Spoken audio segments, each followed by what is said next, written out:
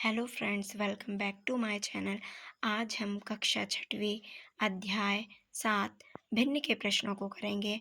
आज हम भिन्न का जोड़, घटाना और ऐड ग्रेड में जिस भी प्रकार के प्रश्न उन प्रश्नों को सॉल्व करेंगे। आइए देखते हैं।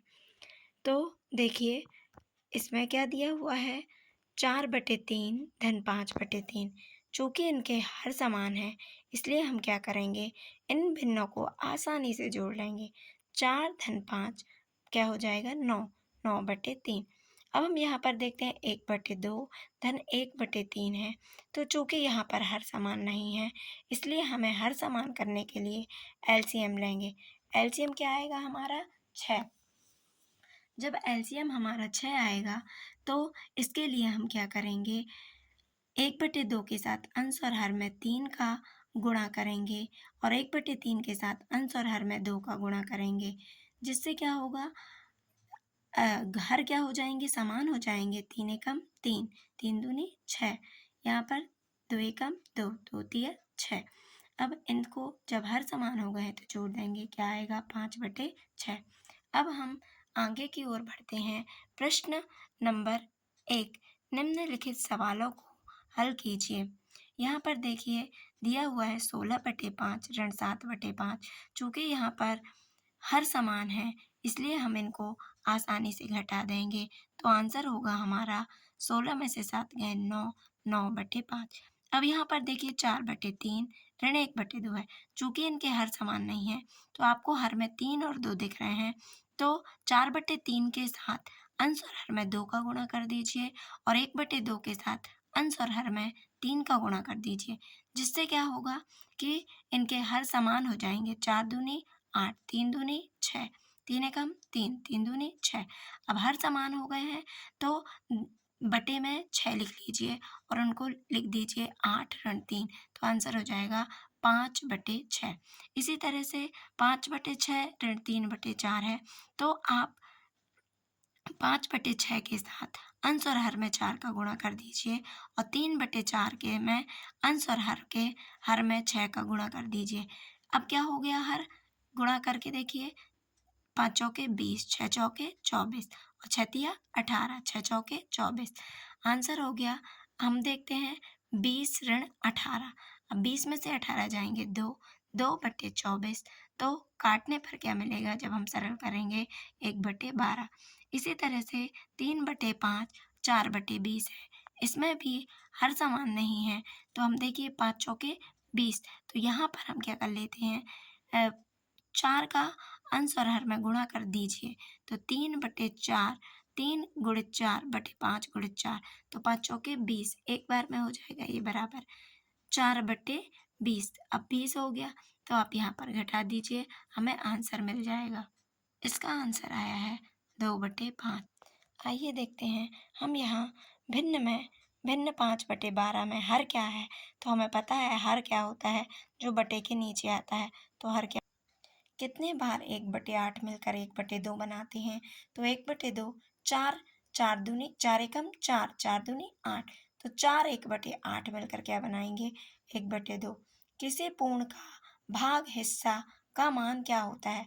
तो ध्यान दीजिए, इसका राइट आंसर है 0 से अधिक लेकिन 1 से कम।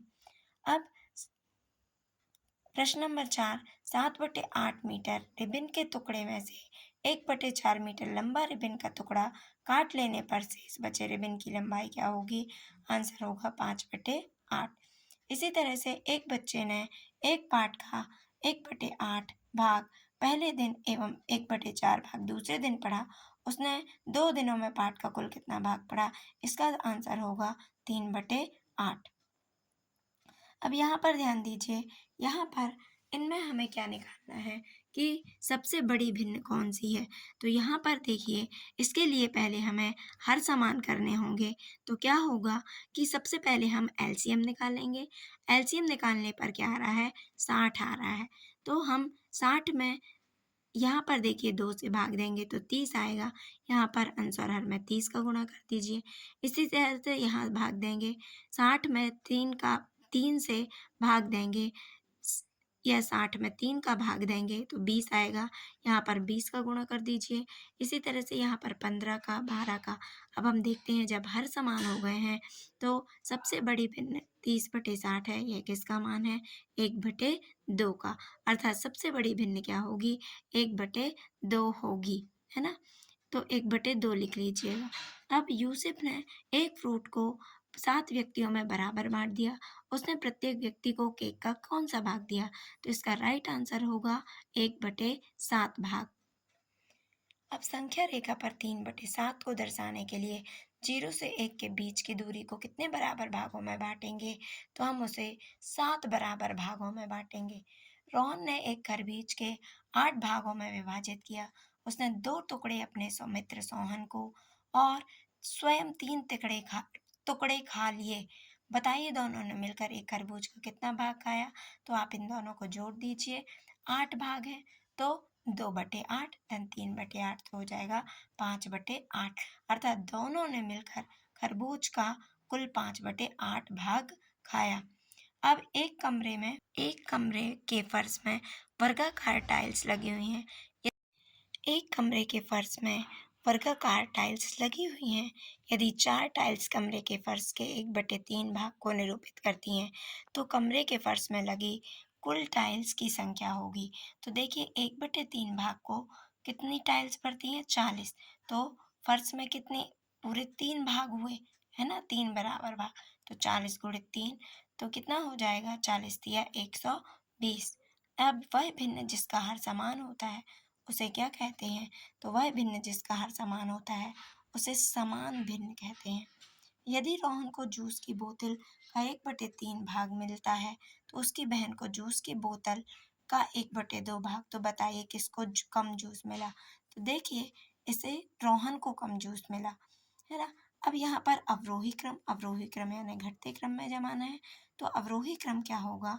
मतलब सबसे पहले बड़ी संख्या, फिर उससे छोटी, फिर उससे छोटी, फिर सबसे छोटी। तो यहाँ पर सबसे बराबर भाग हैं, 7 बराबर भागों में बटा है तो सबसे ज़्यादा होगा 13/7, फिर 11/7, फिर 7/7, फिर 3/7। अगला प्रश्न है, हमें यह बताना है कि 4/5 और 5/9 में कौन बड़ा है? तो 4/5 बड़ा है।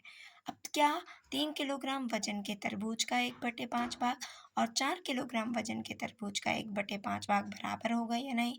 तो नहीं होगा। क्यों? क्योंकि हम 3 किलोग्राम वजन है तो हम 1/5 भाग ले रहे हैं तो 3/5 करेंगे तो एक भाग का वजन निकलेगा 0.3 किलोग्राम। तरबूज के एक भाग का वजन निकलेगा 0.6 किलोग्राम और 4 किलोग्राम तरबूज के 1/5 भाग का वजन निकलेगा 0.8 ग्राम। इससे स्पष्ट होता है कि इनके 1/5 भाग का वजन बराबर नहीं होगा। क्वेश्चन नंबर 14 और 15 के बहुत से आंसर हो सकते हैं तो आप इसे अपने तरीके से कीजिए। यदि आप इन प्रश्नों को और अच्छे से समझना चाहते हैं तो कमेंट्स में लिख सकते हैं। Thank you for watching.